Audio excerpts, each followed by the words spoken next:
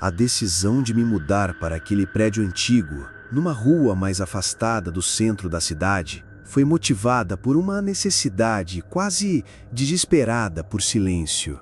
Como designer gráfico freelancer, meu escritório era meu apartamento, e a cacofonia constante do meu antigo endereço, buzinas, sirenes, Igreja Universal, vizinhos barulhentos, estava minando minha concentração e, honestamente, minha sanidade. O edifício Aurora, com sua fachada um tanto robusta e a promessa de paredes grossas, pareceu um refúgio. O aluguel era razoável e o apartamento em si, embora com um ar nitidamente antiquado, tinha um certo charme. Lembro-me de Lucas, o corretor, um sujeito falante e um pouco apressado, mencionando de passagem que o apartamento acima do meu, o 5B, tinha acabado de ser desocupado. Sorte a sua, ele disse com um sorriso amarelo. O antigo inquilino do 5B é um músico. Os vizinhos reclamaram das músicas estranhas que ele tocava. Botaram na justiça e o cara foi embora. Vizinhos que não toleravam barulho era justamente tudo o que eu precisava. Os primeiros dias foram exatamente o que eu esperava. Havia o rangido ocasional do assoalho de madeira maciça sob meus pés, um som que achei até aconchegante, e o encanamento que às vezes soltava uns suspiros guturais, como um velho gigante adormecido, coisas normais em prédios com história. As paredes, embora não fossem a fortaleza acústica que eu idealizara, pareciam filtrar bem os ruídos mais óbvios da vida condominial. De vez em quando, ouvia o som abafado de uma televisão vindo de algum lugar, ou passos apressados no corredor, mas nada que perturbasse a paz que eu tanto buscava. Montei meu estúdio improvisado na sala de estar, de frente para uma janela ampla que dava para os fundos do prédio, um emaranhado de outras janelas e pequenos pátios internos. A luz era boa durante a manhã. A rotina se estabeleceu rapidamente. Acordar, café, trabalho, uma pausa para o almoço, mais trabalho, e à noite, a tranquilidade para ler ou assistir a alguma coisa. Eu estava contente, quase eufórico com a mudança. Sentia-me produtivo, calmo. O síndico, um senhor chamado Valdemar, era um homem de poucas palavras e olhar cansado, que encontrei apenas uma vez no corredor. Ele apenas acenou com a cabeça, sem muito interesse. Os outros moradores eram em sua maioria vultos anônimos que eu cruzava na entrada ou no elevador minúsculo e lento. Essa impessoalidade, no início, era uma bênção. Foi talvez na segunda ou terceira semana que comecei a notar algo estranho. Não um barulho, mas a ausência dele. O apartamento 5B, logo acima do meu, permanecia em um silêncio sepulcral. No começo, não dei muita importância. Pensei que talvez os novos moradores fossem extremamente quietos ou que passassem a maior parte do tempo fora.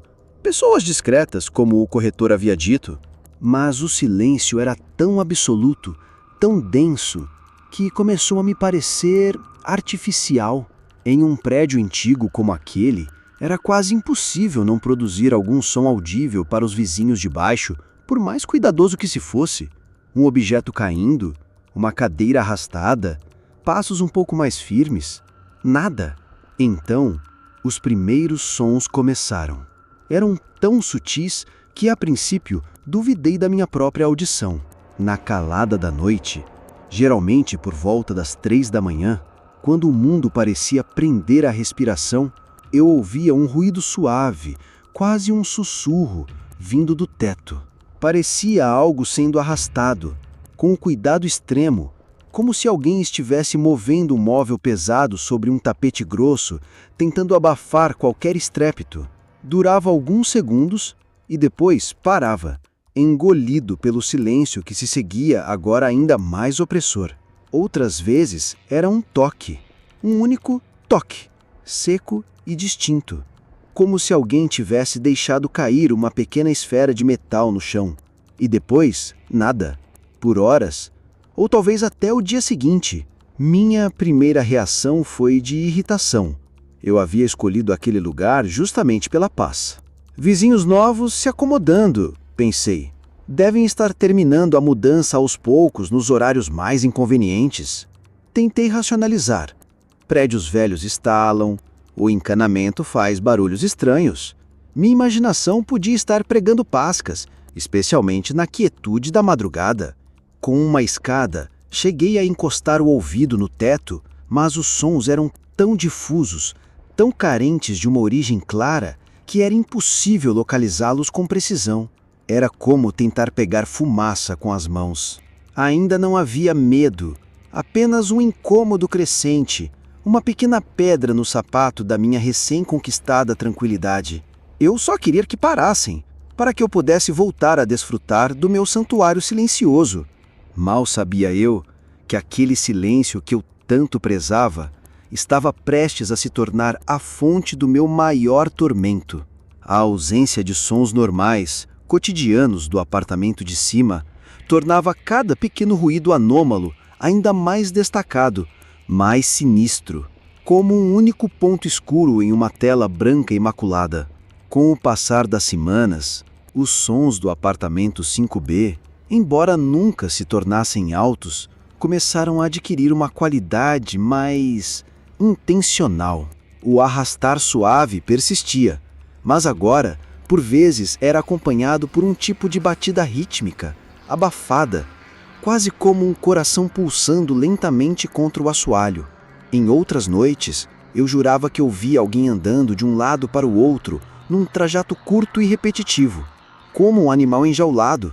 Passos leves, quase imperceptíveis, mas de uma cadência que me deixava tenso, esperando o próximo. O sono começou a me escapar.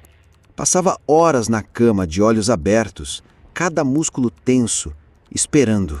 A minha produtividade no trabalho despencou. Eu me sentia constantemente cansado, irritável. Aquele apartamento, antes meu refúgio, começava a parecer uma armadilha sutil. Decidi que precisava fazer alguma coisa. Escrevi um bilhete educado, algo como: prezados vizinhos do 5B, peço desculpas pelo incômodo, mas alguns ruídos noturnos têm dificultado meu descanso. Agradeceria se pudessem ter um pouco mais de cuidado. Atenciosamente, Lucas, apto, 4B. Dobrei o papel e subi as escadas, sentindo um nervosismo inexplicável. A porta do 5B era de madeira escura, lisa, sem qualquer placa de identificação ou campainha visível. Apenas um olho mágico que parecia um ponto negro e vazio. Deslizei o bilhete por baixo da fresta. Não houve resposta. Os ruídos continuaram, talvez até com uma frequência ligeiramente maior. Alguns dias depois, tomei coragem e bati na porta. 1, 2, 3 vezes. Esperei, nada. Apenas o silêncio denso do corredor, que parecia absorver o som das minhas batidas. Procurei o Sr. Valdemar, o síndico. Encontrei-o na portaria, lendo um jornal amassado. Expliquei a situação, tentando manter a voz calma, razoável. Ele me ouviu com uma expressão impassível, os olhos pequenos e fundos, quase não piscando. Apartamento 5B? Repetiu ele, a voz rouca. Não tem ninguém lá que eu saiba. Foi desocupado há uns meses. A imobiliária ainda não me avisou de novo inquilino. Senti um arrepio. Eu ouço barulho, Sr. Valdemar. Todas as noites. Ele deu de ombros. Prédio velho assim mesmo, meu filho. Panos, madeira, trabalhando. Ou então são os vizinhos do lado, do outro prédio. As paredes aqui são finas como papel em alguns lugares. Ele parecia mais interessado em encerrar a conversa do que me ajudar. Saí de lá com uma sensação crescente de isolamento. Se o apartamento estava realmente vazio, de onde vinham os sons? Foi então que um novo elemento se juntou à sinfonia macabra. Um cheiro. Sutil, quase imperceptível no início, mas persistente. Vinha, eu achava, das grades de ventilação no teto da banheira e da cozinha, ou talvez se infiltrasse pelas frestas do assoalho. Era um odor de poeira antiga misturado com algo mais orgânico, mas não podre. Lembrava vagamente papel velho ou ervas secas guardadas por muito tempo em um lugar fechado. Não era um cheiro forte o suficiente para ser repulsivo, mas era estranho, deslocado, e parecia impregnar o ar sutilmente, especialmente à noite. Comecei a duvidar seriamente da minha própria sanidade. Será o estresse? Perguntava-me. Estou trabalhando demais, dormindo pouco. Talvez esteja imaginando coisas. Pesquisei no Google. Ouvir barulhos do apartamento de cima. Cheiros estranhos em apartamento antigo. Encontrei dezenas de explicações mundanas. Encanamento defeituoso, pequenos animais nos forros, acústica peculiar de construções antigas. Por um breve momento, senti um alívio culpado. Talvez houvesse uma explicação lógica para tudo aquilo, mas a sensação de que algo estava profundamente errado, de que aqueles sons e aquele cheiro não eram normais, persistia como uma sombra no fundo da minha mente. A tentativa de obter validação externa, seja através do síndico ou de uma simples resposta à minha nota, havia falhado, deixando-me sozinho com minhas percepções cada vez mais perturbadoras. E a ideia de que o apartamento pudesse estar vazio, como sugerido pelo síndico, tornava tudo ainda mais incompreensível e assustador. O evento que finalmente estilhaçou minhas últimas tentativas de racionalização aconteceu numa terça-feira. Eu estava trabalhando até tarde, tentando recuperar o tempo perdido pela insônia, a cabeça latejando levemente pela falta de sono e pelo excesso de café. A chuva batia ritmicamente na janela, um som que normalmente me acalmaria, mas naquela noite só aumentava a minha sensação de clausura. De repente, ouvi um estalo seco vindo do teto, bem acima da minha mesa de trabalho. Diferente dos outros sons, este foi agudo, próximo. Olhei para cima instintivamente. Uma pequena fissura, como um fio de cabelo escuro, apareceu no gesso branco. E então dela começou a escorrer uma fina poeira escura, quase negra, que caiu silenciosamente sobre meus papéis e meu teclado. Era uma poeira fina, seca, e quando a toquei com a ponta dos dedos, percebi que tinha o mesmo odor sutil e terroso que eu vinha sentindo há semanas. Aquele cheiro de poeira antiga e algo mais, indefinível. Fiquei paralisado, olhando para aquela pequena cascata de sujeiro. Não era um som ambíguo, não era algo que eu pudesse atribuir a canos ou à madeira do prédio. Era físico, real, acontecendo bem na minha frente. Aquele pó escuro parecia uma prova material da presença perturbadora que habitava o andar de cima. Naquele instante, a irritação e a ansiedade deram lugar a um medo palpável, gelado, que subiu pela minha espinha e se instalou no meu estômago como uma pedra. Minha mente correu, tentando encontrar uma explicação, qualquer explicação que não fosse aterrorizante. O prédio é velho, o gesso está ruim, a chuva deve ter causado alguma infiltração. Mas no fundo eu sabia, aquilo não era normal. A poeira, o cheiro, os sons, tudo estava conectado. Mais tarde, toquei o gesso do teto para analisar a profundidade da rachadura. Para minha surpresa, o que parecia ser a rachadura era só aquela mesma poeira estranha que tinha caído antes. Nas noites seguintes, os fenômenos pareceram ganhar uma nova ousadia. Certa vez, estava quase adormecendo quando um objeto pesado foi arrastado com violência diretamente acima da minha cama. O som foi tão claro, tão inconfundível, que saltei da cama com o coração disparado. Parecia que alguém tinha empurrado um armário ou uma cômoda pesada de um lado ao outro do cômodo. E depois, o silêncio. Mas um silêncio carregado de expectativa, como se algo tivesse esperando minha reação. Comecei a pensar seriamente em me mudar. Quebrar o contrato de aluguel implicaria custos altos, e minha situação financeira, como freelancer, não era das mais estáveis. Mas a ideia de passar mais uma noite naquele apartamento, sob aquela presença invisível e cada vez mais invasiva, era insuportável. Eu me sentia preso, encurralado. Tentei gravar os sons com um celular. Deixava-o ligado durante a noite, posicionando-o o mais próximo possível do teto. Mas era como se a origem dos ruídos soubesse. Nas noites em que tentava gravar, o silêncio era quase absoluto, ou os sons eram tão fracos, tão sutis, que o microfone do celular mal os captava, registrando apenas o ruído ambiente do próprio aparelho. Qualquer prova que eu pudesse obter era sempre ambígua para um observador externo. Mas para mim, que vivia aquela tortura diária, era a confirmação de que algo terrível estava acontecendo. A incapacidade de registrar de forma conclusiva o que eu ouvia apenas aumentava meu isolamento e a sensação de que talvez eu estivesse realmente perdendo o juízo. Uma dúvida que a própria presença parecia querer instilar em mim. Meu estado mental começou a deteriorar-se rapidamente. As noites insones cobravam o seu preço durante o dia. Eu estava constantemente exausto, com olheiras profundas e um nervosismo que me fazia pular ao menor ruído inesperado. O apartamento, que antes era o meu local de trabalho e descanso, transformou-se numa câmara de tortura sutil. Cada rangido do assoalho, cada estalo da madeira, cada som vindo da rua me deixava em alerta máximo, o coração batendo descompassado. Meu foco estava quase que inteiramente consumido pelo que acontecia ou não acontecia no apartamento de cima. Os fenômenos, se é que posso chamá-los assim, também mudaram, tornando-se mais insidiosos. Comecei a sentir pontos de frio intenso em certas áreas do meu apartamento, especialmente no quarto, logo abaixo de onde eu imaginava ser o epicentro da atividade no 5B. Eram manchas de ar gelado que surgiam e desapareciam sem explicação, mesmo com as janelas fechadas.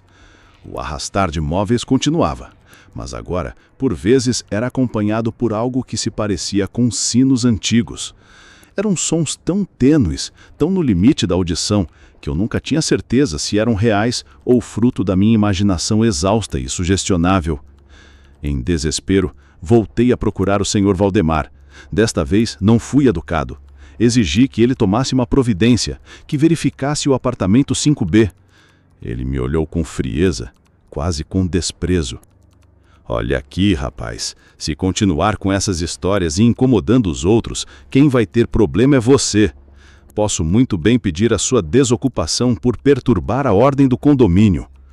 A ameaça me calou. Percebi que não encontraria ajuda ali. Cheguei a ligar para a linha não emergencial da polícia. Uma voz entediada do outro lado me informou que não podiam fazer nada a respeito de barulhos de vizinho, especialmente se eu não tinha certeza se o apartamento estava ocupado ou não. Sugeriram que eu resolvesse o assunto amigavelmente ou através do síndico. A ironia era cruel. Passei noites insones pesquisando a história do edifício Aurora na internet. Não encontrei nada espetacularmente sinistro, nenhuma manchete sobre assassinatos brutais ou cultos satânicos. Apenas algumas notas dispersas em arquivos de jornais antigos sobre a construção do prédio no início do século XX e menções vagas a antigos moradores. Uma delas, porém, me chamou a atenção. Uma pequena nota social dos anos 90 que mencionava um inquilino do 5º andar, um senhor idoso e recluso que partiu subitamente. Se havia algo especulativamente interessante, era o fato desse senhor também ser músico, como o último inquilino que foi expulso pelos moradores recentemente. Nada mais. Era vago demais para significar alguma coisa, mas na minha mente febril aquilo se tornou uma peça de um quebra-cabeça sombrio. A falta de informações concretas, em vez de me tranquilizar, apenas alimentava minhas piores conjecturas. O desconhecido era infinitamente mais assustador do que qualquer história de horror documentada. O mais perturbador era a sensação de que a presença no andar de cima estava, de alguma forma, ciente de mim. Comecei a notar padrões. Se eu colocava música alta para abafar os sons, os ruídos do 5B cessavam completamente, como se estivessem ouvindo, esperando uma música específica. Assim que eu desligava a música, recomeçavam, às vezes com uma intensidade ligeiramente maior, como uma provocação sutil. Eu me sentia observado, mesmo trancado no meu próprio apartamento. O silêncio vindo de cima, antes apenas estranho, tornou-se tão ameaçador quanto os próprios sons. Era um silêncio carregado, expectante, como de um predador esperando o momento certo de atacar. A ideia de que aquela coisa, fosse o que fosse, estava reagindo às minhas ações, tornava o horror pessoal, direcionado. Não era apenas um fenômeno aleatório do prédio, era algo que interagia comigo, de uma forma unilateral e terrivelmente íntima. Não aguentei mais. A perspectiva de continuar vivendo sob aquela opressão invisível, com minha sanidade se esvaindo dia após dia, era mais assustadora do que qualquer dificuldade financeira. Juntei todas as minhas economias, paguei a multa rescisória exorbitante do contrato de aluguel e, em menos de uma semana, estava encaixotando minhas coisas. O senhor Valdemar me observou sair com o mesmo olhar impassível, quase com um brilho de triunfo nos olhos fundos. Não trocamos uma palavra. Mudei-me para um apartamento completamente diferente. Um prédio novo, moderno, com paredes que pareciam realmente isolar os sons, e uma atmosfera impessoal e anônima que, desta vez, pareceu-me reconfortante. As primeiras semanas foram um alívio indescritível. Dormi como não dormia há meses. O silêncio era real, um silêncio vazio, normal. Comecei a me sentir eu mesmo novamente, a recuperar o foco no trabalho, a espantar os fantasmas do edifício Aurora. Pensei que tinha escapado. Pensei que a história tinha chegado ao fim. Então, numa noite fria, cerca de 2 meses depois da mudança, eu estava na cama, lendo, quase pegando no sono. O apartamento estava mergulhado na quietude habitual. E foi quando eu ouvi um toque. Um único toque, seco e distinto, vindo de algum lugar indefinido acima da minha cabeça. Meu sangue gelou. Sentei-me na cama, o coração martelando contra as costelas, o suor frio brotando na minha testa. Prendi a respiração, escutando com cada fibra do meu ser. Silêncio. Apenas o zumbido distante do tráfego da cidade. Foi minha imaginação, tentei me convencer. Estou sugestionado, traumatizado. Mas o som tinha sido tão claro, tão familiar. Alguns dias depois, enquanto preparava o café da manhã, senti um cheiro. Leve, quase imperceptível, mas inconfundível. Aquele odor de poeira antiga, de papel velho, com um toque sutilmente orgânico. Vinha de lugar nenhum e de todos os lugares ao mesmo tempo. O horror que senti naquele momento foi diferente do freo que experimentei no edifício Aurora. Era um horror mais profundo, mais desesperançoso, a percepção terrível de que talvez eu não tivesse escapado de nada, de que aquela coisa, ou a minha percepção dela, havia se agarrado a mim como uma sombra persistente. Ou talvez o trauma tivesse me deixado tão sintonizado com aqueles sutis sinais que agora os projetava em qualquer ambiente, condenado a procurá-los, a encontrá-los. Para sempre? Hoje, vivo com essa incerteza. Às vezes passo semanas, meses, sem ouvir ou cheirar nada fora do comum. Começo a acreditar que estou curado, que tudo ficou para trás. Mas então, no meio da noite, ouço um leve arrastar, um toque solitário. Ou sinto aquele cheiro fantasma pairando no ar por um instante fugaz. Não sei se o que havia no apartamento 5B era real, no sentido que a maioria das pessoas entende por realidade, ou se era um produto da minha mente, uma manifestação do meu próprio isolamento e estresse. Mas sei que aquilo me mudou para sempre. O silêncio, que antes eu tanto buscava, agora me assusta, pois em cada pausa, em cada momento de quietude, eu me pego escutando, esperando, o eco daquele apartamento silencioso. Um eco que talvez não deixe de ressoar dentro de mim.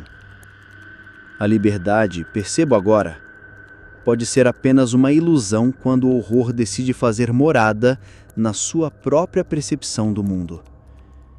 É trauma, eu digo para mim mesmo. Mas, se é mesmo só trauma, por que no mês passado eu encontrei um papel familiar dobrado sob o batente da minha porta?